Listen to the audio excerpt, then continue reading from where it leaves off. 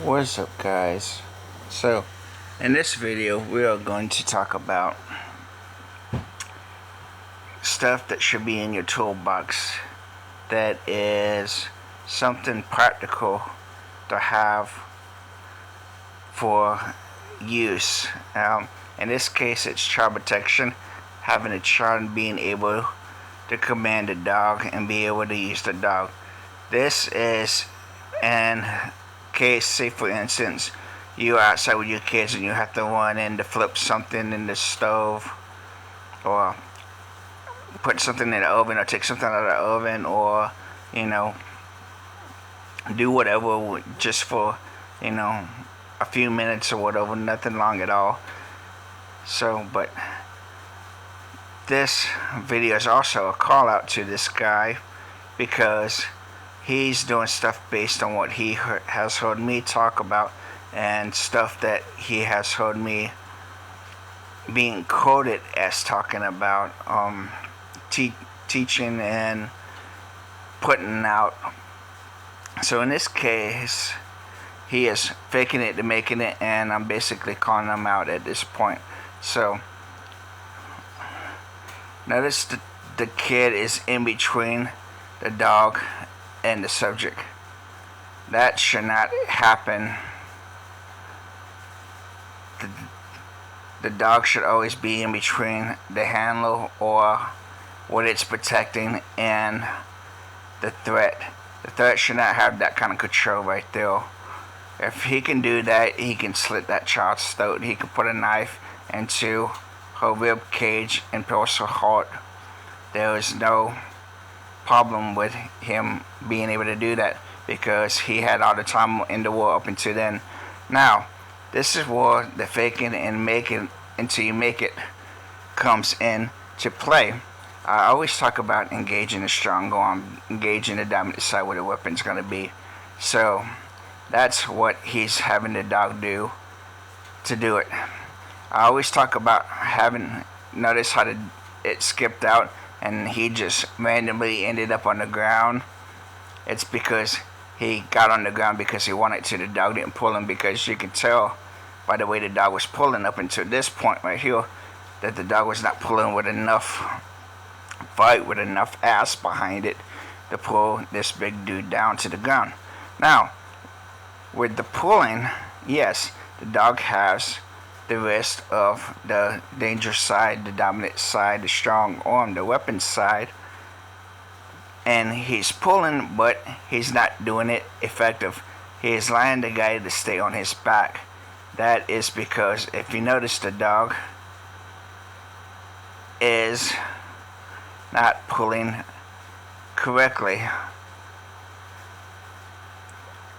The guy is just kind of taking a ride, and that pull is because the dog is being fished by the handler. The handler is pulling the leash, and where that leash goes, that neck of that dog and the head of that dog goes. Therefore the teeth goes, therefore the subject's arm goes, therefore the subject's body goes. There's no independent fight on that to get that guy onto his stomach. This is a routine to make it look good for the camera.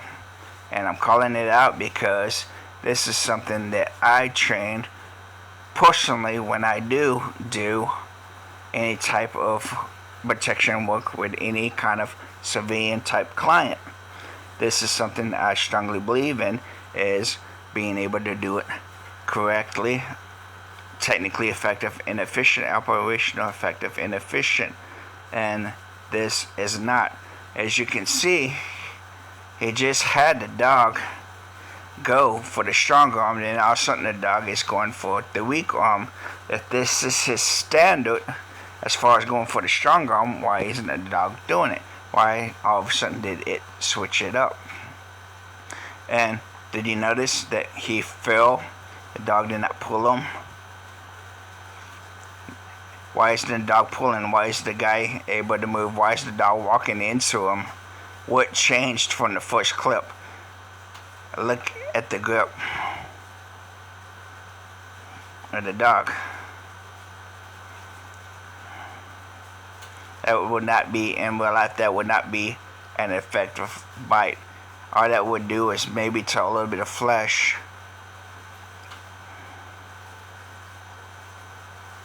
Again, the guy is going for the ride, for the routine.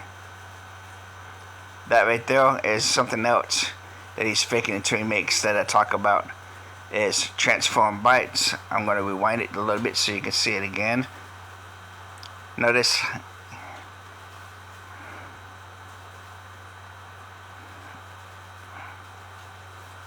he puts his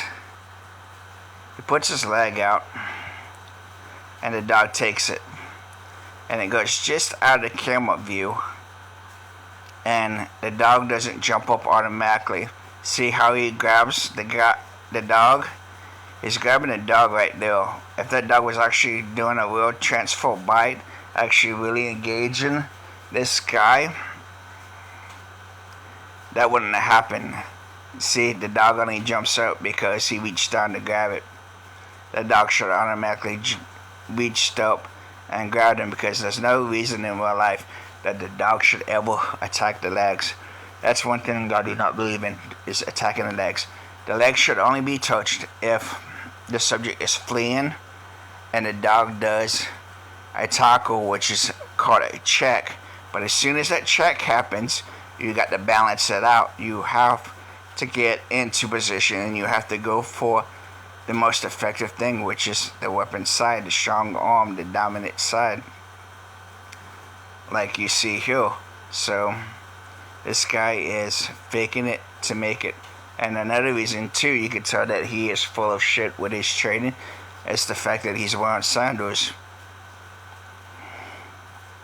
Now granted, in real life, criminals are going to be wearing whatever, but 95% of the time, criminals that wear stuff like that don't make it very far in it. They either kick it off, leave it behind, or they get apprehended and caught right away.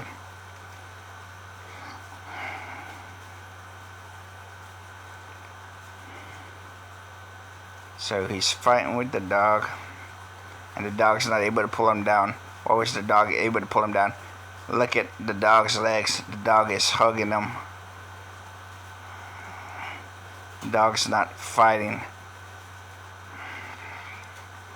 And it's because the dog is basically grabbed the the bicep, and that allows the guy to be able to fold the dog.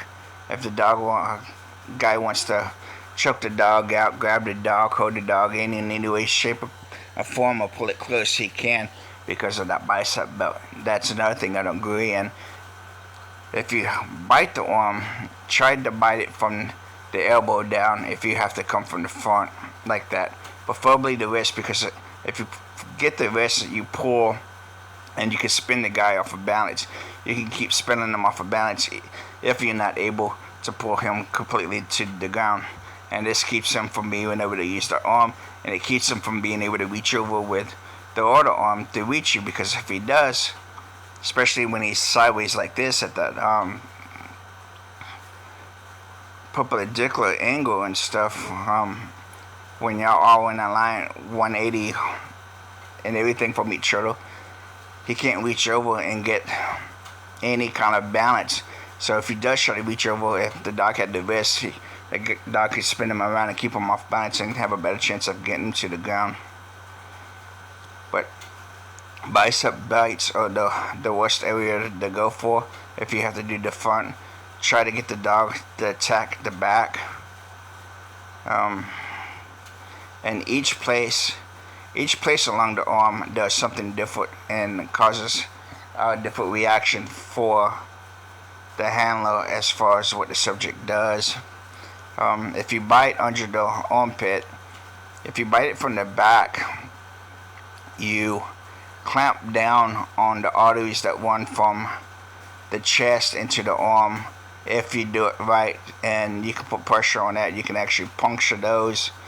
You can get the nerves that run into the arm too by going under the armpit, but a lot of people focus more on the back side, on the back shoulder blade area, closer to that, than inside the actual armpit, underneath the arm. To get it underneath the armpit, the dog kind of dangles down instead of being directly engaged or hitting the direct back, if that makes sense, if you can visualize it. And then the elbow, if you attack it from the back, the pressure goes on the back of the elbow, the bones, but the canines, the two front teeth, they pierce in if it hooks, and they pierce into the front, into the fold of the elbow, and you got the artery there, you got the nerve there as well, that leads to a lot of complaints a lot quicker. And then of course the wrist, you can't really move anything if you bite down on the wrist, as far as pulling a trigger and stuff like that on a weapon, or being able to rotate the wrist to get a knife blade close to anything. So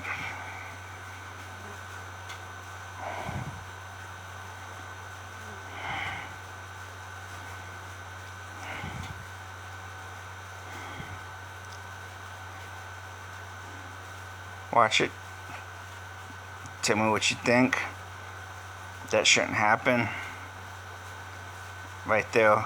See how the dog is holding the arm, and it's looking like it's fighting and pulling, but notice how the guy was tempted to swing at the dog, but he didn't, because he knew the dog wouldn't transfer that bite.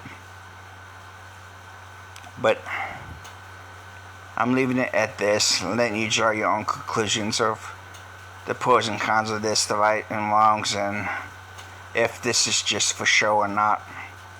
So until next time.